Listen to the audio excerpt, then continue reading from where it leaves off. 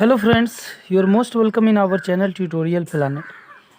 इस वीडियो में हम लोग India through a traveller's eye पूरा अच्छे से पढ़ेंगे, लाइन बाय लाइन इसका हिंदी समझेंगे और इसका अर्थ भी समझेंगे। अगर अच्छा लगे तो वीडियो को लाइक कर दें और बहुत अच्छा लगे तो चैनल को भी सब्सक्राइब कर दें। चलिए शुरू करते हैं। कमेंट करके बताइएगा कैसा लगा। इसे लिखा है पीएल एस बक ने, जो एक महिला थी। उनका जन्म 1892 में हुआ था और उनकी जो मृत्यु है वो 1973 में हुआ था। अमेरिकन बाय बर्थ, वे जन्म से अमेरिकन थी, मतलब उनका जन्म अमेरिका में हुआ था। वॉज रियर्ड का मतलब होता है पालन पोषण होना। Rudyard in China bye her missionary parents, तो उनके जो मिशनरी पेरेंट्स थे, मिशनरी पेरेंट्स का मतलब होता है जो दूसरे देश में रहते हैं, ठीक है। तो उनके पेरेंट्स जो थे वो चाइना में रहते थे, तो उनका पालन पोषण जो है वो चाइना में हुआ था, ठीक है। चलिए, she taught in a Chinese university, वो उनकी शिक्षा एक चाइनीज़ यूनिवर्सिटी में हुई। She is known for her travelogue and memoirs, वो अपने ट्रेवेलॉग का मतलब होता है यात्रा वृत्तांत, उनकी अपने यात्रा वृत्तांत का मतलब होता है कहानी, ठीक है। मेमोइड्स का मतलब होता है संस्मरण। मतलब ये जो थी पीएलएस बक जो थी, वे घूमती थी, अनेक देशों में घूमती थी और उस देश के बारे में अपनी किताब में लिखती थी, ठीक है। तो उसे ही ट्रैवेलॉग कहा जाता है, यात्रा वृत्तांत कहा जाता है, और मेमोइर्स मतलब संस्मरण कहा जाता है। अपने यात्रा के आधार पर, यात्रा के अनुभव के आधार पर किसी जगह के बारे में लिखना। She wrote personal accounts of her visits to different countries in simple, lucid and effortless English. उन्होंने लिखा personal accounts of her visits, उनका जो विजिट था, विजिट मतलब भ्रमण, घूमना, तो उनका जो उन्होंने जो भ्रमण किया था डिफरेंट कंट्रीज, अलग अलग देशों में, उसके बारे में उन्होंने अपने पर्सनल अकाउंट में, मतलब अपनी पर्सनल पुस्तिका में, पर्सनल किताब में उन्होंने लिखा। इन simple, lucid and effortless English, एकदम साधारण, ल्यूसिड का मतलब होता है स्पष्ट अर्थ वाला, एकदम स्पष्ट अर्थ में, और एफर्टलेस इंग्लिश, एकदम आसान, एकदम सरल इंग्लिश में उन्होंने लिखा है। She won the Nobel prize for literature in 1938, उन्हें नोबेल प्राइज़ मिला था लिटरेचर के क्षेत्र में, साहित्य के क्षेत्र में 1938 ईस्वी में, ठीक है। अच्छा लाइन है, टिक लगा लीजिएगा इसे ऑब्जेक्टिव के लिए।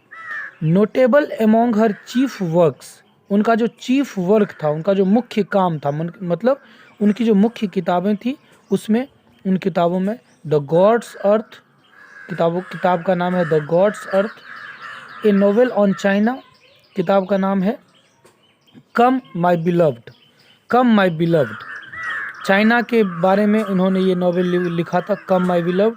With India as background, India को बैकग्राउंड में रखते हुए उन्होंने ये लिखा है चाइना के लिए, ठीक है। इंडिया उसके बैकग्राउंड में है। बैकग्राउंड समझते हैं, जैसे हम लोग कहीं पे खड़ा होकर फ़ोटो खिंचाते हैं तो बैकग्राउंड में चित्र रहता है, उसी तरह इनके लेख में, इनके इस किताब में इंडिया जो है वो बैकग्राउंड की भूमिका निभा रहा है। द प्रेजेंट पीस, ये जो प्रेजेंट पीस है, ये जो प्रेजेंट चैप्टर है, जिसका नाम है इंडिया थ्रू अ ट्रैवलर्स आई, एक ट्रैवलर के नज़र में, एक यात्री के नज़र में भारत कैसा है, ठीक है। इस किताब का चैप्टर के नाम का मतलब हुआ इज़ एन एक्सट्रैक्ट, एक सारांश है, संक्षिप्त वृत्तांत है, फ्रॉम माई सेवरल वर्ड्स, उनकी ये किताब है माई सेवरल वर्ड्स। उस किताब का छोटा, उस किताब में जो मुख्य बातें थी उसी को छोटा करके इस चैप्टर में लिखा गया है। Which is a personal record of her life, ये जो किताब है वो उनकी ज़िंदगी का पर्सनल रिकॉर्ड है, व्यक्तिगत किताब है उनका। It shows her love for the poorest people living in Indian village, इस चैप्टर में दिखता है कि जो इंडिया के गाँव के जो पुअरेस्ट लोग थे, जो सबसे गरीब लोग थे, उनके लिए, उन गरीबों के लिए उनके दिल में कितना प्यार था, वो उस चैप्टर में दिखाई देगा, ठीक है। तो इसका मतलब आप समझ लिए हैं। चलिए पैराग्राफ नंबर 1 स्टार्ट करते हैं। आराम से बैठ के देखिए, बहुत अच्छा लगेगा सुनने में और समझने में, क्योंकि मतलब हमारे देश के बारे में किसी दूसरे देश की लेखिका जो राइटर हैं उन्होंने लिखा है, और ये तब का लेख है जब हमारा देश गुलाम था। वो तब आई थी हमारे देश में घूमने के लिए, और उस समय उनका जो अनुभव था, उनका जो एक्सपीरियंस था हमारे देश को लेकर के, वो उन्होंने इस चैप्टर में, इस किताब में लिखा है। किताब का क्या नाम था? माई सेवरल वर्ल्ड्स। इस किताब का जो एक्सट्रैक्ट है, सारांश है, वो है India through a travellers guide. ठीक है, हाँ, तो ये अच्छे से पढ़ते हैं कि एक विदेशी यात्री हमारे देश के बारे में क्या सोचता है। तो वो लिखती हैं, इंडिया हैड ऑलवेज बीन। तो ये जो चैप्टर हम लोग पढ़ेंगे, तो एक बात याद रखिएगा, ये चैप्टर अभी हम लोग पढ़ रहे हैं, तो मैं उस लेखिका के रूप में मैं पढ़ाऊँगा। ठीक है, कि सपोज कि मैं जो हूँ वो इस चैप्टर का राइटर हूँ, इस किताब का राइटर हूँ, और मैं आया था भारत घूमने के लिए भारत की आज़ादी से पहले। तो ये सोच करके मैं पढ़ा रहा हूँ, तो ये आप लोग ध्यान रखिएगा। India had always been part of the background of my life. Bharat हमेशा से मेरी ज़िंदगी के बैकग्राउंड के रूप में रहा है। But I had never seen it whole. लेकिन मैंने इसे कभी पूर्ण नहीं देखा, पूरा इंडिया कभी मैंने नहीं देखा। And for my self until now. और अभी तक मैंने पूरे इंडिया को नहीं देखा, मैं पूरा इंडिया घूम नहीं पाई। Yet the stories that our Indian family doctor. फिर भी जो कहानियाँ हैं, जो our Indian family doctor and his wife told me. हमारी जो फैमिली डॉक्टर हैं और उनकी जो पत्नी है, वो हमें इंडिया के बारे में कहानी सुनाती हैं, क्योंकि वो भी इंडियंस हैं। When I was child, जब मैं बच्ची थी, had woven themselves into my growing dreams। तब मैंने अपने growing dreams में, अपने उभरते हुए सपने में, मैंने उन्हें बुना था, उन लोगों को, इंडिया को मैंने बुना था अपने सपनों में। मैं देखती थी कि इंडिया कैसा है, देखने में कैसा होगा, उनकी कहानियों को सुन करके। एंड और मैं, I had long read everything. मैंने बहुत कुछ पढ़ा, सब कुछ पढ़ा। That I could find about that country, कि मैं उस देश के बारे में जान सकूं, पता कर सकूं, इंडिया के बारे में। फ्रॉम माई फादर, अपने पिता से। I had learned of it through Buddhism and the life history of the Lord Buddha.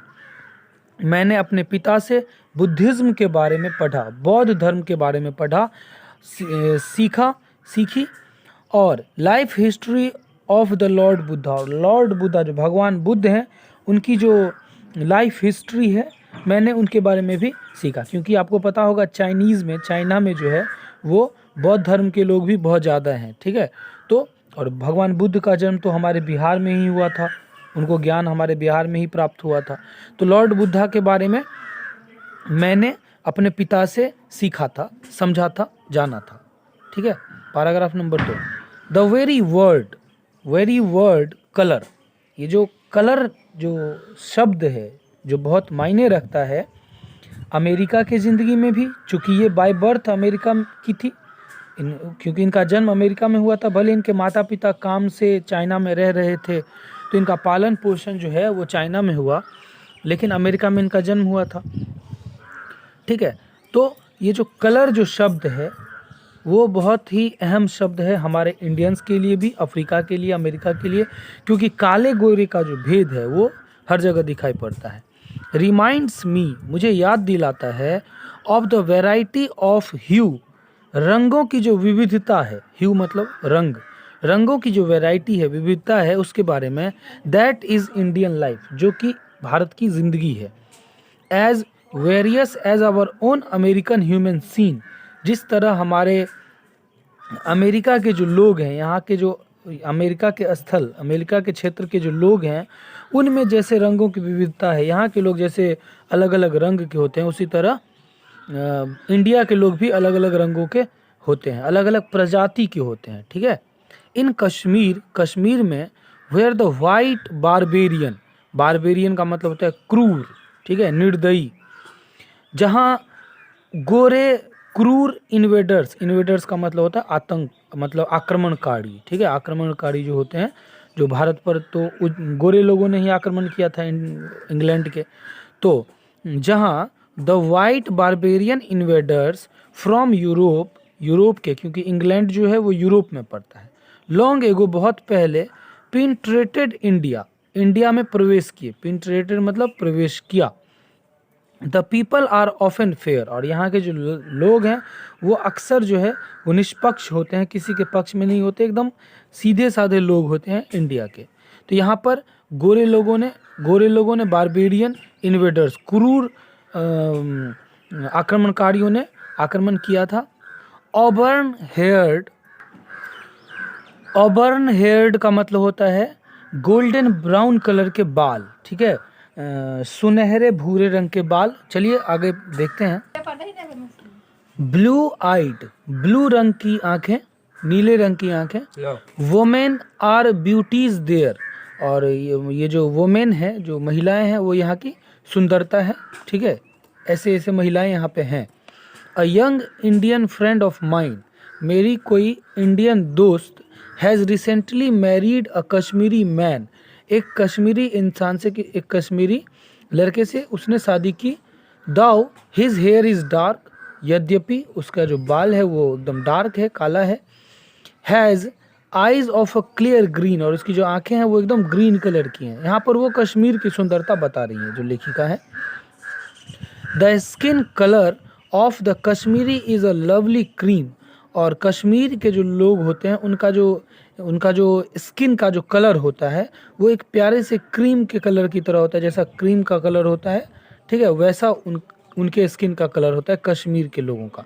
And the features are as classic as the Greek, और जो फीचर्स हैं, जो विशेषताएं हैं, वो उतना ही अच्छा है, क्लासिक मतलब एकदम ब्रांडेड, एकदम अच्छा, उतना ही अच्छा जैसे ग्रीक के लोगों का, वैसा ही कश्मीर के लोगों की सुंदरता है।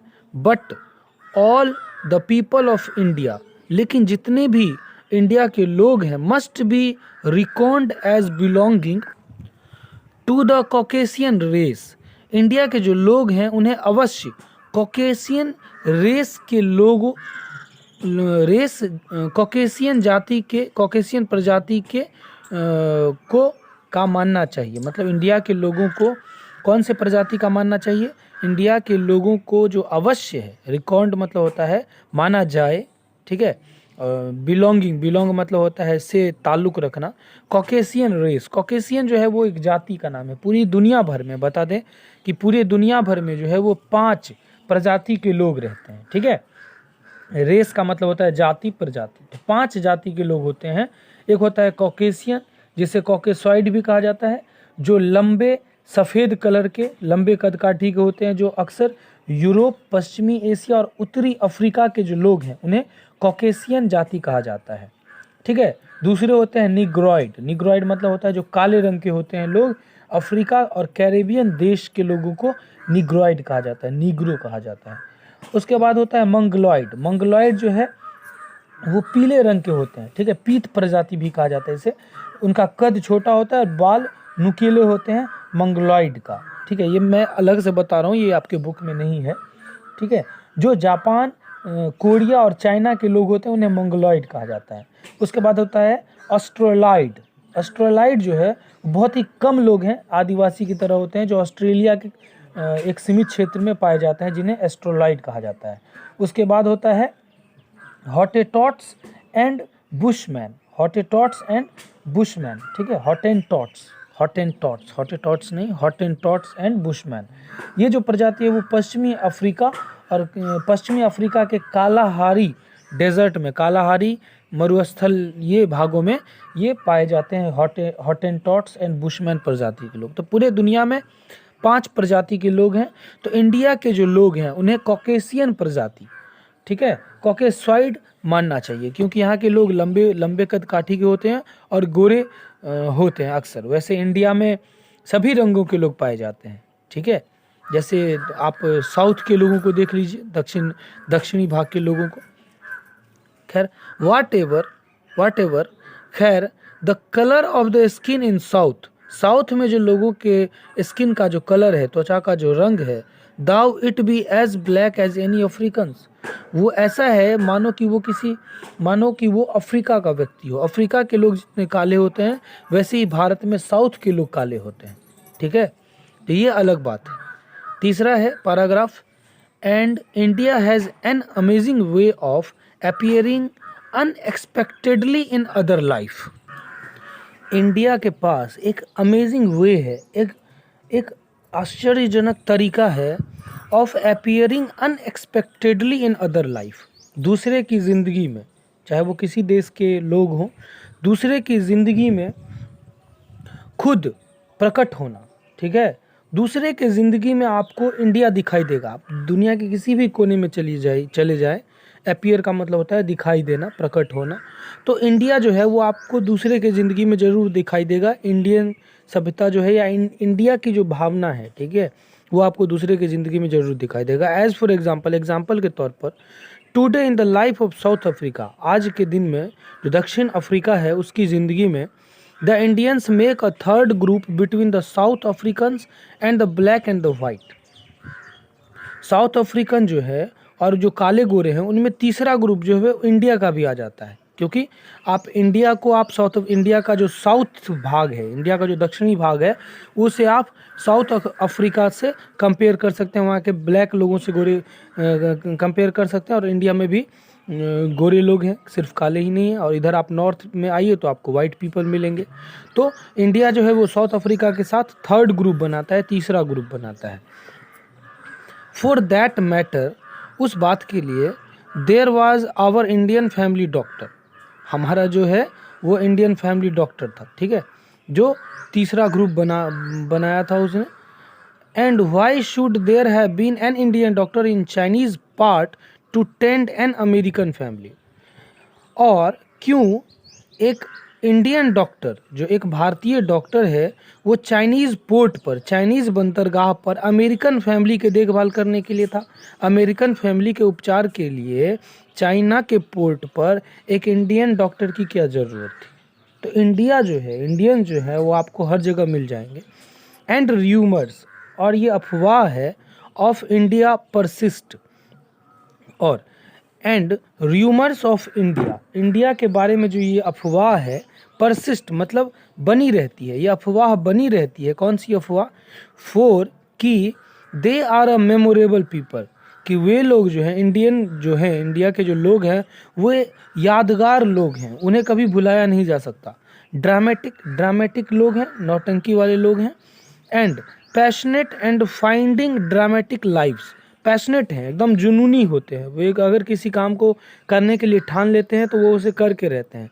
एंड फाइंडिंग ड्रामेटिक लाइव्स, और वो अपनी ज़िंदगी को एकदम मज़ेदार तरीके से जीते हैं, एकदम ड्रामा के रूप में जीते हैं, नाटक के तौर पर अपनी ज़िंदगी को जीते हैं। ऐसा इंडिया का ज़िंदगी होता है, इंडिया का लाइफ होता है, ठीक है।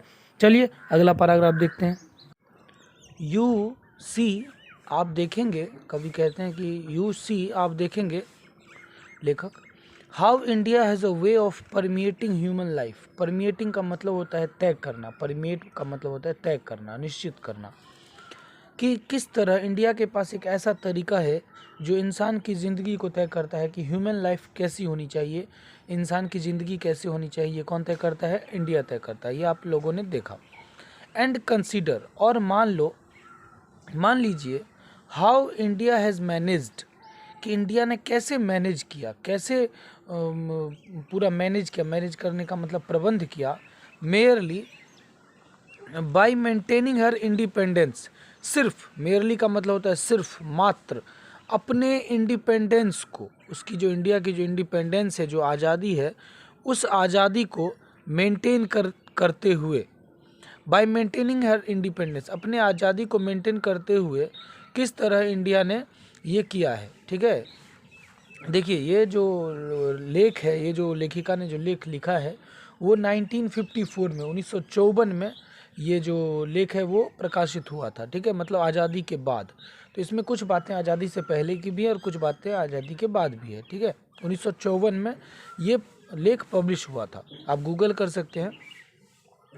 तो उन्होंने कहा कि किस तरह मात्र अपने इंडिपेंडेंस को मेंटेन करते हुए इंडिया ने किस तरह ये प्रबंध किया है, मैनेज किया है।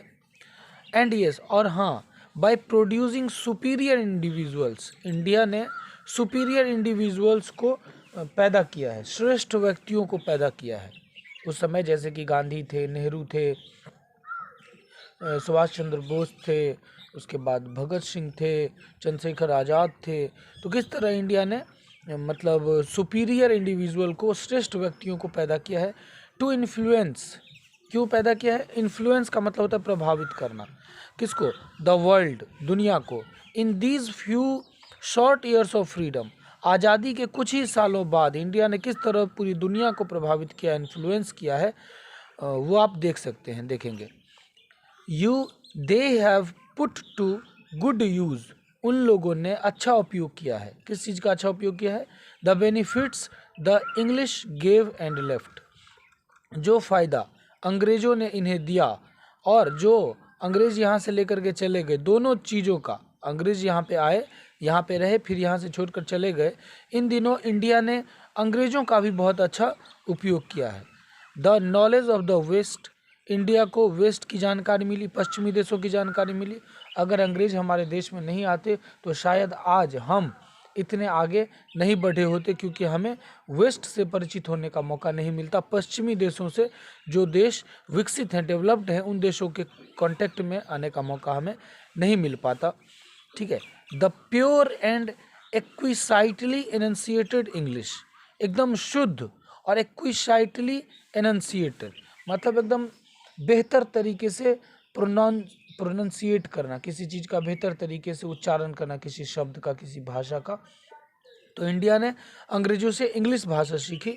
English tongue of main and women educated on both side of the globe, दुनिया के, ग्लोब मतलब दुनिया, तो इस धरती के दोनों साइड में, ईस्ट और वेस्ट दोनों साइड में, दोनों साइड के यहाँ पर जो यहाँ के जो लोग हैं इंडियंस ने, किस तरह महिलाओं ने, पुरुषों ने, दोनों ने मिल करके अंग्रेजी भाषा को किस तरह सीखा। विटनेस, उसके गवाह हैं, विटनेस मतलब गवाह, उस बात के गवाह हैं नेहरू जी, क्योंकि वो खुद बहुत बड़े विद्वान थे। एंड विद हिम, और उनके साथ, a host of men learning how to govern, और उनके साथ कुछ लोग जो जानते थे कि किस तरह शासन किया जाता है। ठीक है। एंड द फर्स्ट वुमेन, और वो पहली महिला, to be the president of the General Assembly of United Nations, a women of India. General Assembly of United United Nation, संयुक्त राष्ट्र का जो जनरल असेंबली है, उसका अध्यक्ष एक महिला बनी, और वो भी कहाँ की महिला थी? भारत की महिला थी। And the man in charge of the prisoner exchange in Korea and Indian general, Korea देश का नाम है।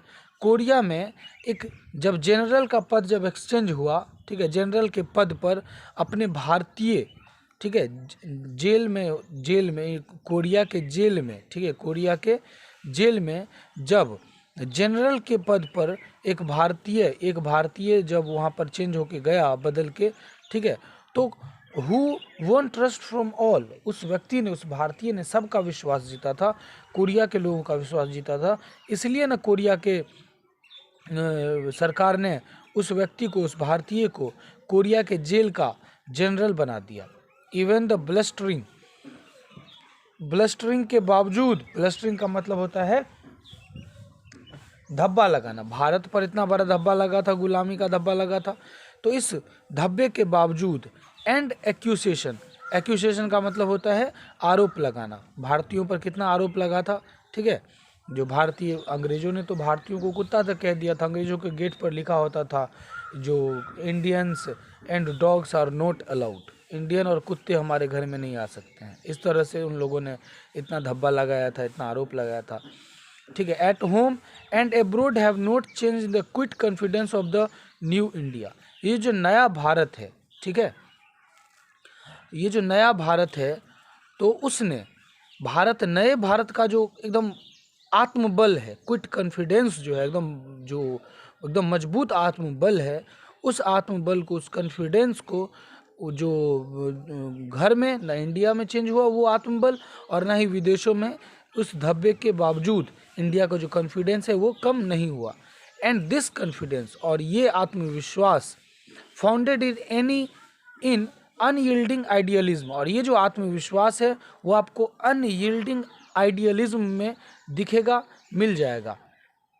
अनयील्डिंग का मतलब होता है अटूट, अटल, ऐसा आइडियलिज्म ऐसा आदर्शवाद, ऐसी सोच, ऐसी विचारधारा जो अटल है, जो अडिग है, ठीक है, परमिएट्स आवर वर्ल्ड लाइफ, ये हमारे पूरी दुनिया के ज़िंदगी को परमिएट करती है, हमारे पूरी दुनिया के लोगों की ज़िंदगी को तय करती है कि लोग कैसे रहें, कैसे जिएं, कैसे इतने साल गुलाम रहने के बावजूद देश में, दुनिया के साथ कदम से कदम मिलाकर चल सके। और हमारा भारत आज ज़्यादा साल नहीं हुआ है, मात्र 70 वर्ष के बाद ही दुनिया के साथ कदम से कदम मिलाकर चल रहा है, ठीक है।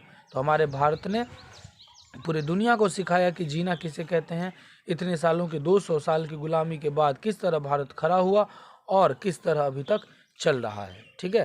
तो ये दुनिया हमसे सीखती है। चलिए अगला पैराग्राफ देखते हैं। इस पैराग्राफ में उन्होंने आज़ादी से पहले की इंडिया का बात किया है। जो वो आई थी आज़ादी से पहले जब घूमने के लिए आई थी, तो वो कह रही हैं कि what did I go to India to see, मैं इंडिया क्या देखने गई थी। नॉट द ताजमहल, ताजमहल देखने नहीं गई थी। Although I did see it, यद्यपि मैंने देखा, ठीक है, ताजमहल मैंने देखा। एंड बाय मून लाइट, और चांदनी रात में मैंने ताजमहल को देखा, क्योंकि चांदनी रात में चांदनी रात में ताजमहल देखने का मज़ा ही कुछ और है, ठीक है। जब भी जाइएगा तो चांदनी रात में जाइएगा, ठीक है, ताजमहल देखने, तो ताजमहल की सुंदरता बहुत ज़्यादा बढ़ जाती है।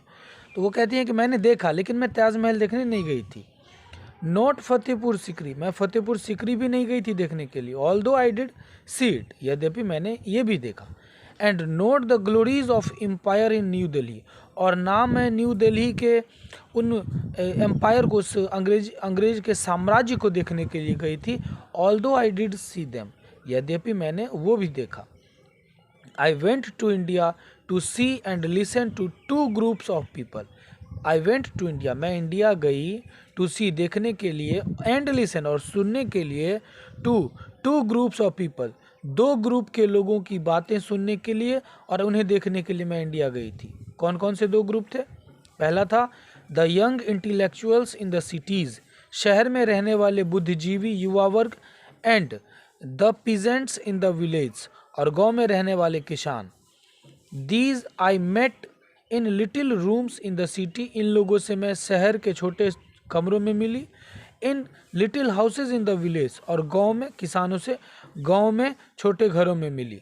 एंड आई हर्ड, और मैंने सुना, देयर प्लान्स फॉर फ्रीडम, कि आज़ादी को लेकर के उनके मन में कौन कौन से प्लान हैं, कौन कौन सी योजनाएं हैं। ऑलरेडी पहले ही द इंटेलेक्चुअल्स बिलीव्ड दैट, जो बुद्धिजीवी युवा वर्ग थे वो विश्वास करते थे कि that another world war was inevitable, जो दूसरा वर्ल्ड वार होने वाला था 1939 में, वो इनएविटेबल था, अपरिहार्य था, बर्दाश्त के काबिल नहीं था, ठीक है। वो युवा वर्ग सोचते थे कि जो दोबारा जो वर्ल्ड वार होगा, ठीक है, वो बर्दाश्त के काबिल नहीं है, ठीक है, क्योंकि पहले वर्ल्ड वार में इंडिया का बहुत नुकसान हुआ था, ठीक है। They had been bitterly disappointed after the first world war by what they felt were the broken promises of England. They had been bitterly disappointed, वे लोग बहुत ज़्यादा निराश थे। After the first world war, पहले वर्ल्ड वार, पहले विश्व युद्ध के बाद लोग बहुत ज़्यादा उदास थे। बाय व्हाट, किस चीज़ से? दे फेल्ट, उन लोगों ने महसूस किया, were the broken promises of England, England ने जो अपना वादा तोड़ा था। कौन सा वादा? कि अगर इंडिया के लोग हमें पहले वर्ल्ड वार में, पहले विश्व युद्ध में अगर हमारी सहायता करते हैं तो पहले विश्व युद्ध के बाद हम इंडिया को आज़ाद कर देंगे। ये अंग्रेज़ों ने वादा किया था हमसे, इंडिया के लोगों से, और इसलिए इंडिया ने पहले विश्व युद्ध में इंग्लैंड की सहायता की थी। इंग्लैंड की तरफ से इंडिया लड़ा था विश्व युद्ध, ठीक है। लेकिन ऐसा हुआ नहीं, पहला विश्व युद्ध खत्म हो गया, फिर भी इंग्लैंड जो है, अंग्रेज जो है, वो भारत को आज़ाद करके नहीं गए, जिससे लोग काफ़ी दुखी थे। द इंग्लिश, अंग्रेज, द इंग्लिश मतलब होता है अंग्रेज, ठीक है। दे डिक्लेयर्ड, उन लोगों ने डिक्लेयर किया था, had no real purpose to restore India to people, उन लोगों के पास कोई सच में पर्पस नहीं था, उन लोगों का कोई सच्चा इरादा नहीं था कि इंडिया के लोगों को इंडिया फिर से प्राप्त हो जाए। रीस्टोर मतलब पुनः प्राप्ति, इंडिया के लोगों को इंडिया फिर से प्राप्त हो जाए। इंडिया को आज़ाद करने का उनका कोई सच्चा इरादा नहीं था, नेक इरादा नहीं था, वे लोग बस काम निकालना चाहते थे। आई कुड बिलीव इट, मुझे ये बात विश्वास हो सकता था, हो सकती थी, क्योंकि fresh I was from China, क्योंकि मैं चाइना से थी और चाइना में भी इसी तरह से उपनिवेशवाद था। Where the period of people's tutelage, tutelage का मतलब होता है जब कोई दूसरा आदमी या कोई दूसरा देश आप पर जब राज करता है, उस देश को, उस व्यक्ति को ट्यूटलेज कहा जाता है, ठीक है, ट्यूटलेज। तो लोगों, where the period of people's tutelage, वो जो लोगों के ट्यूटलेज का जो पीरियड था, दूसरे के अंदर, दूसरे मतलब लोगों का सामने वाले देश का, जो देश आप पर हुकूमत कर रहा है, उस देश के गुलामी करने का जो पीरियड है, सीम्ड इंडलेस, वो इंडलेस दिखाई पड़ता था। ऐसा लगता था कि ये गुलामी कभी खत्म ही नहीं होगी। And self government further of every year, और खुद का शासन जो है वो हर एक साल बढ़ता जाता था कि इस साल नहीं अगले साल आज़ाद होंगे, इस साल नहीं अगले साल आज़ाद होंगे। इस तरह से जो पीरियड था, जो समय था, वो फर्दर ऑफ मतलब आगे बढ़ रहा था। हर एक साल आज़ादी नहीं मिल रही थी, ऐसा लग रहा था कि वो इंडलेस है, ठीक है। When you are already for independence, when you are ready for independence, जब आप आज़ादी के लिए तैयार हों। Conquerors have always said to their subjects etcetera, जो कंक्वरर्स हैं, जो विजेता हैं, जो शासक हैं आपके, वे हमेशा लोगों से, जनता से एट्सेट्रा एट्सेट्रा कहती रहती है, एटीसी कुछ भी बहाना बनाती रहती है कि इस बार नहीं अगले बार आज़ाद कर देंगे, अगले साल आज़ाद कर देंगे, इसके बाद आज़ाद कर देंगे, इसके बाद आज़ाद कर देंगे, लेकिन वो आज़ाद करती नहीं है।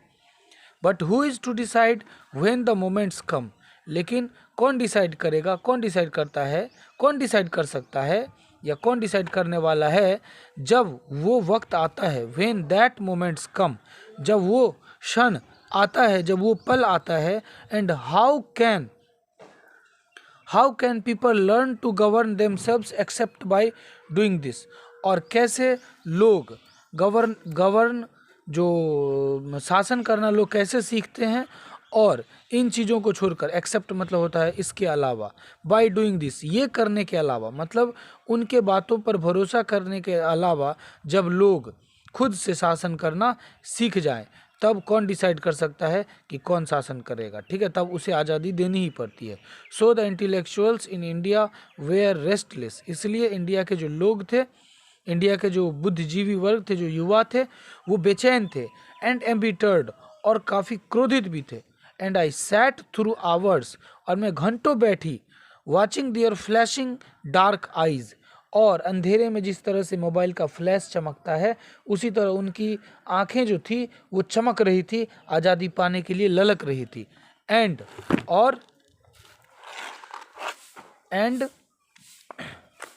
चलिए देखते हैं। And hearing the endless flow of language, और उनके जो एंडलेस फ्लो ऑफ लैंग्वेज था, जो भाषा की जो बिना रुकने वाली धारा थी, वो बहती जा रही थी, उसे मैं सुन रही थी। मतलब वे लोग बिना रुके अंग्रेजी जो है, इंग्लिश भाषा धराधर बोल रहे थे, द प्योरेस्ट इंग्लिश। और वो जो इंग्लिश बोल रहे थे, जो इंडियंस जो इंग्लिश बोल रहे थे, वो एकदम शुद्ध इंग्लिश था। Into which they poured their feelings, जिसमें उन लोगों ने अपनी भावनाओं को भर दिया था। भावना से भरे हुए उस इंग्लिश को मैं घंटों बैठकर सुनती रही। वो इंडिया के जो इंटेलेक्चुअल्स थे, जो बुद्धिजीवी वर्ग थे, उनको मैं घंटों बैठकर सुनती रही, उनकी बातों को, और मुझे लग रहा था कि अब इंडिया को आज़ाद होने से कोई नहीं रोक सकता। ठीक है, चलिए आगे देखते हैं। उसके बाद है the plan then was that when the second world war broke, और योजना तब बनी जब दूसरा वर्ल्ड वॉर शुरू हुआ, छिड़ गया। India would rebel immediately against England and compel her, India चाहता था कि वो इंग्लैंड के खिलाफ लड़े और उसे हराए, ठीक है, और उसे जो है उससे मुक्ति मिले उसे।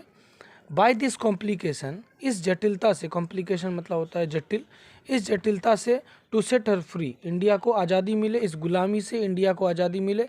इंडिया ये चाहती थी कि दूसरा वर्ल्ड वार जब छिड़ेगा तो हम इंग्लैंड के साइड से नहीं लड़ेंगे, क्योंकि पहले वर्ल्ड वार में इंग्लैंड ने हमसे धोखा किया था, इस वर्ल्ड वार में हम इंग्लैंड के साइड से नहीं लड़ेंगे, ठीक है। They would not be forced, लेकिन उन्हें फोर्स नहीं किया जा सकता था, उन पर दबाव नहीं बनाया जा सकता था। As a declare they had been in the first world war to fight at England's command, क्योंकि जब पहला विश्व युद्ध हुआ था तब उन लोगों ने, इंडिया के लोगों ने डिक्लेयर कर दिया था कि वो इंग्लैंड की तरफ से लड़ेंगे, लेकिन इस बार उन पर कोई दबाव नहीं डाला जा सकता है, उन पर कोई ज़बरदस्ती नहीं की जा सकती है कि आपको इंग्लैंड के खिलाफ, इंग्लैंड के साथ लड़ना ही पड़ेगा, क्योंकि इंग्लैंड ने उनके साथ दगाबाजी की थी, धोखेबाजी की थी, उन्होंने अपना वादा पूरा नहीं किया था, अंग्रेज इंडिया को जो है फ्रीडम नहीं दी थी, आज़ादी नहीं दी थी। इसलिए यहाँ के लोगों ने डिसाइड किया कि जब वर्ल्ड वॉर शुरू होगा, सेकेंड वर्ल्ड वॉर, तो हम लोग इंग्लैंड के साइड से नहीं लड़ेंगे। एंड देन आई आस्क्ड, और तब मैंने पूछा, एंड देन, और तब, यंग इंडिया सेड प्राउडली, उस युवा देश ने, उस युवा इंडिया ने, यंग इंडिया ने पूरे गर्व के साथ कहा, क्या कहा?